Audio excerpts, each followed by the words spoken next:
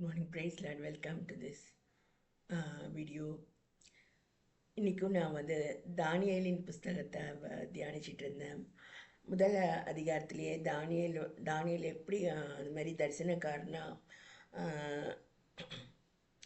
கர்த்தருடைய வெளிப்பாடுகளை பெற்றுக்கொள்ளுகிற ஜெபஜீவியம் உள்ளவனா எப்படி அவன் ஆனால் அப்படி சொல்லிட்டு அதில் போட்டிருக்க. அதாவது அவன் தன்னுடைய உணவின் நிமித்தம் அவன் எச்சரிக்கையாக இருக்கிறான். அவனும் அவனுடைய தோழர்கள் 3 பேரை பற்றி அதில் போட்டிருக்கு. Shadrach, Meshach, Abednego. அவர்கள் 3வரும் கூட ஜெப வீரர்களாக இருக்கிறாங்க.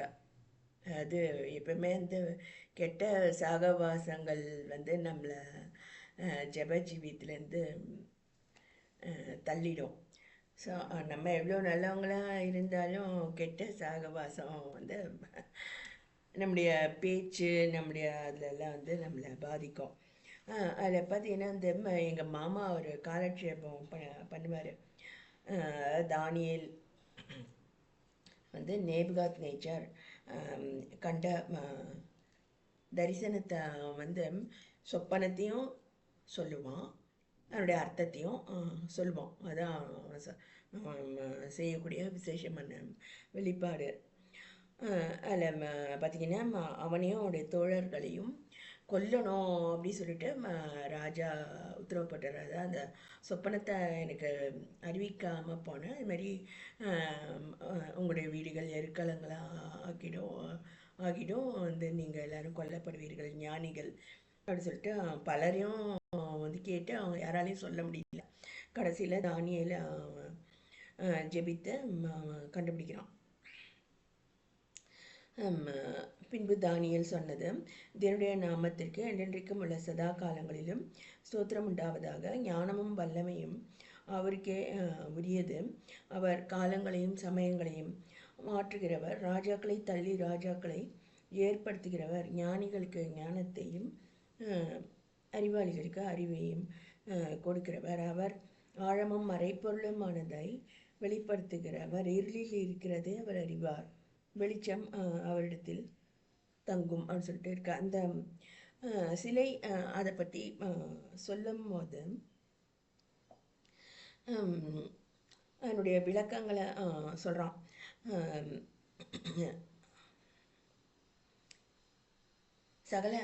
சகல இடங்களிலும் உள்ள மனுபுத்திரரையும் வெளியின் மிருகங்களையும் ஆகாய்த்த பறவைகளையும் கர்த்தர் உம்முடைய கையில் ஒப்பு கொடுத்து உம்மை அவைகளையெல்லாம் ஆளும்படி செய்தார் அப்படின்னு சொல்லிட்டு நேபுகாத் நேச்சாருக்கு சொல்கிறான். ஸோ பொன்னான அந்த தலை நீரே அப்படின்னு சொல்கிறான்.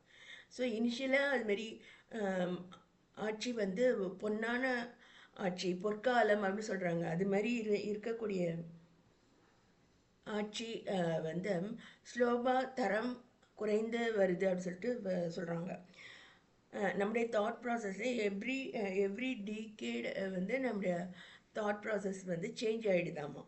அதுபோல் சொல்கிறாங்க பாருங்க, உமக்கு பிறகு உமக்கு கீழ்த்தரமான வேறொரு ராஜ்யம் தோன்றும்.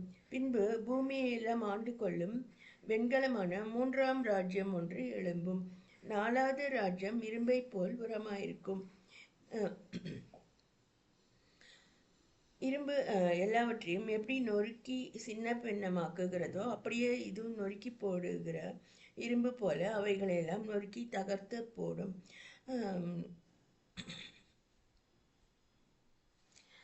அதுக்கு அடுத்த ராஜ்யம் பாதங்களும் கால் விரல்களும் பாதி குயவனின் களிமண்ணும் பாதி இரும்புமாய் இருக்க ராஜா கண்டார்.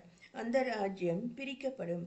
ஆகிலும் களிமண்ணோட இரும்பு கலந்திருக்க நீர் கண்டபடியே இரும்பினுடைய உறுதியில் கொஞ்சம் அதிலே இருக்கும். கால் விரல்கள் பாதி இரும்பும் பாதி களிமண்ணுமாய் இருந்தது என்னவென்றால், அந்த ராஜ்யம் ஒரு பங்கு உரமும் ஒரு பங்கு நெரிசலுமாய் இருக்கும். நீர் இரும்பை களிமண்ணோட கலந்ததாக கண்டீரே. அவர்கள் மற்ற மனுஷரோட சம்பந்தம் கலப்பார்கள். ஆகிலும் இதோ களிமண்ணோட இரும்பு கலவாதது போல அவர்கள் ஒருவரோடொருவர் ஒட்டி கொள்ளாதிருப்பார்கள். அந்த ராஜாக்களின் நாட்களிலே பரலோகத்தின் தேவன் என்றென்றைக்கும் அழியாத ஒரு ராஜ்யத்தை எழும்ப பண்ணுவார். அந்த ராஜ்யம் வேறு ஜனத்துக்கு விடப்படுவது இல்லை. ஒரு கையால் பெயர்க்கப்படாமல் மலையிலிருந்து பெயர்ந்து உருண்டு வந்து இரும்பையும் வெண்கலத்தையும் களிமண்ணையும் வெள்ளியும் பொன்னையும் நொறுக்கினதை நீர் கண்டீரே, அப்படியே அந்த ராஜ்யங்களை எல்லாம் அது நொறுக்கி நிர்மூலமாக்கி தானோ என்றென்றைக்கும் நிற்கும். இனிமேல் சம்பவிக்க போகிறதை மகாதேவன் ராஜாவுக்கு தெரிவித்திருக்கிறார். சொப்பனமானது நிச்சயம், அதன் அர்த்தம் சத்தியம் அப்படின்னு சொல்லிட்டு சொல்கிறாரு. இது இக்காலங்களில் நடந்து வரக்கூடிய ஒன்றா இருக்கிறது. அதில் பார்த்திங்கன்னா எல்லாமே நம்முடைய லைஃப்லேயும் அவைகள் நடக்கிறத நம்ம பார்க்கலாம்.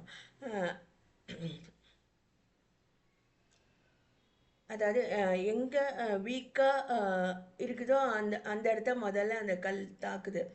களிமண்ணும் இரும்புமா அந்த ஒன்றோட ஒன்று கலவாது இருக்கிறத தாக்கி மொத்தத்தையுமே அதை நொறுக்கி போட்டு கிறிஸ்துவின் ராஜ்யம் அந்த கல்லாக சொல்லப்பட்டிருக்க.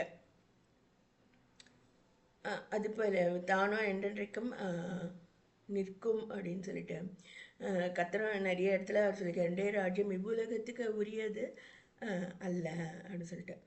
ஸோ கர்த்தர் வந்து நம்முடைய வீட்டை, நம்முடைய இருதயத்தை, நம்முடைய ஜீவியத்தை ஆள விரும்புகிறார். அது வந்து இவ்வுலக ஆட்சி போல் இருக்காது. நம்முடைய சிந்தனைகள் எல்லாமே அவர் ஆள விரும்புகிறார். கிறிஸ்து நம் வீட்டின் தலையாக இருக்க விரும்புகிறார். அப்படி யார் ஒப்பு கொடுக்குறாங்களோ அந்த ஜெப ஜீவியத்துக்கு அவங்கள அவர் வந்து ஆளுகை செய்வார். இது மாதிரி மறைப்பொருட்களை வெளிப்படுத்தி தருவார். அன்றாடம் அவர் வந்து வழி நடத்துவார், தீங்குக்கு விலக்கி காப்பார். இது மற்ற வீடியோஸ்லேயும் நான் சொல்லியிருக்கேன். பரம எருசலேம் எப்படி நம்முடைய வீட்டுக்கு இறங்கி வருது, மற்ற வீடியோஸில் நீங்கள் பார்க்கலாம்.